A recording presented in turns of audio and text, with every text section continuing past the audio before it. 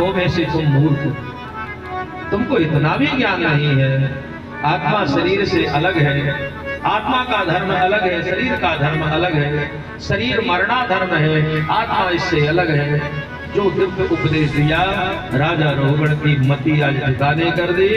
और आज रघुगण के अंदर भक्ति का इतना बड़ा प्रादुर्भाव श्री जड़भरत जी ने किया, क्योंकि महापुरुषों की संगति से तात स्वर्ग अपवर्ग सुख धरिय तुलायक अंग तूल न ताहि सकल मिली जो सुख लब सत्संग। तमाम उपभोग सुखों का उपभोग करने के बाद में उस सुख का अनुभव जीव को नहीं होता, जो अनुभव एक क्षण के सत्संग मात्र से जीव को प्राप्त हो जाता है।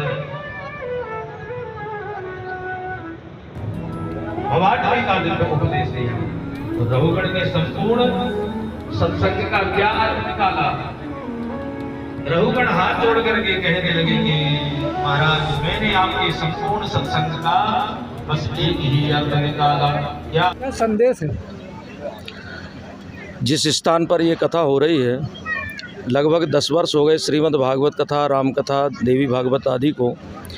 इससे समाज में संदेश ये जाता है कि सत्संग जीवन में संस्कार देता है। छोटे छोटे बच्चों के अंदर संस्कार आते हैं राष्ट्र के प्रति, देश के प्रति, और राम और राष्ट्र भक्ति में और राम भक्ति में कोई अंतर नहीं है। इसी उद्देश्य से जन जन में इस भक्ति का प्रचार प्रसार किया जाता है। जी कब से कब तक ये कथा चलने वाली है? ये कथा 24 को शोभा यात्रा हुई, 25 तारीख से 1 मई तक ये कथा चलेगी और काफ़ी भक्तगण इस कथा में भाग लेते हैं। बड़ी संख्या में भक्तजन आ रहे हैं, क्या संदेश देना चाहेंगे भक्तों के लिए? हमने ये देखा है कि हर वर्ष उत्तरोत्तर वृद्धि हो रही है। जिस वर्ष हम कथा करने आए थे उस वर्ष लगभग 100 या 150 की मात्रा में लोग यहाँ बैठते थे, लेकिन आज हमको ये 10वां वर्ष से कथा करते करते इस स्थान पर तो हम ये देख रहे हैं कम से कम 500-700 तक के लोग यहाँ पर उपस्थित होकर के कथा को श्रवण करते हैं। इससे संदेश ये जा रहा है कि सबको भगवत्ता के प्रति ये भाव जागृत हो रहा है और सनातन धर्म की पहचान हो रही है।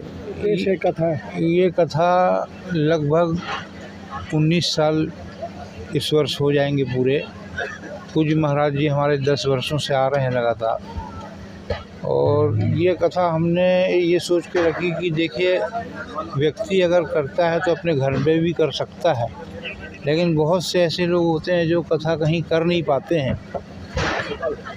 तो उस उद्देश्य से मैं 19 वर्ष से यहाँ मुख्य यजमान के रूप में हमारे आचार्य गोविंद शर्मा जी हमें आमंत्रित करते हैं। मैं उसमें सहयोग करता हूँ कि घर में करने से अच्छा अगर मंदिर प्रांगण में किया जाए तो उसका फल असंख्य लोगों को मिलेगा, जो बेचारे कर भी नहीं पाते और सुन भी नहीं पाते। इस उद्देश्य से कर रहे हैं। ठीक, क्या संदेश देंगे भक्तों के लिए? बड़ी संख्या में भक्त पधार रहे हैं। बड़ी संख्या में हर वर्ष हम देख रहे हैं कि बहुत संख्या बढ़ती जा रही है और आगे भी हमें ऐसा लग रहा है कि बढ़ती जाएगी। ठीक, धन्यवाद। अपना परिचय दीजिए। मनोज निगम। मंदिर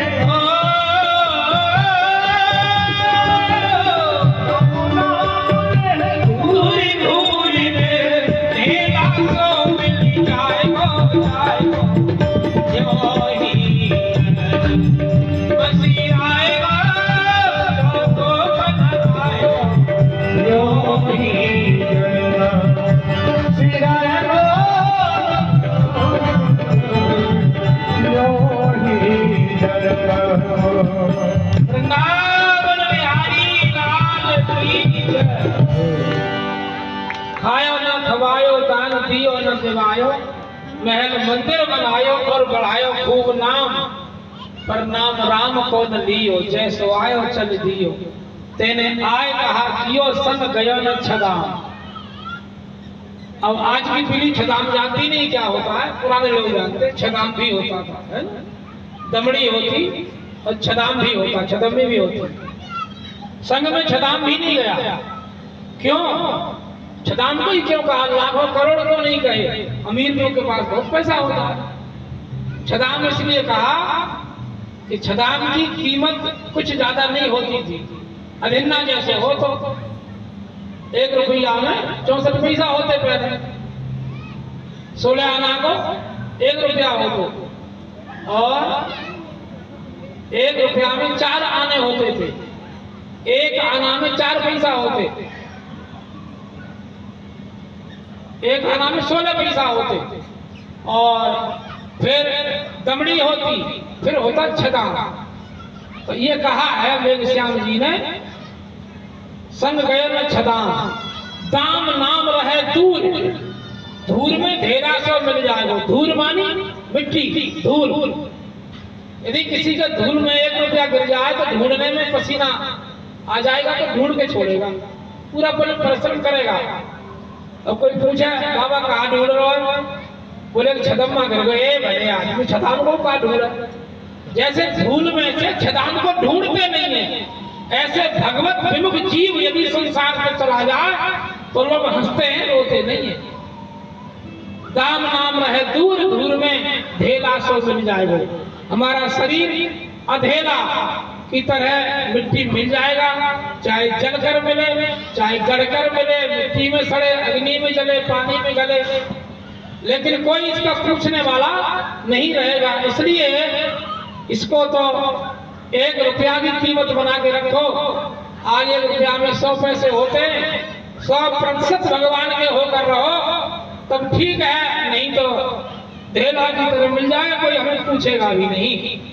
ठाकुर जी कृपा से आप लोग सब सुखी रहे, संपन्न रहे, भगवान का नित्य निरंतर कीर्तन चिंतन भजन करें, भगवान से ये कामना है। श्री वृंदावन बिहारी लाल की जय।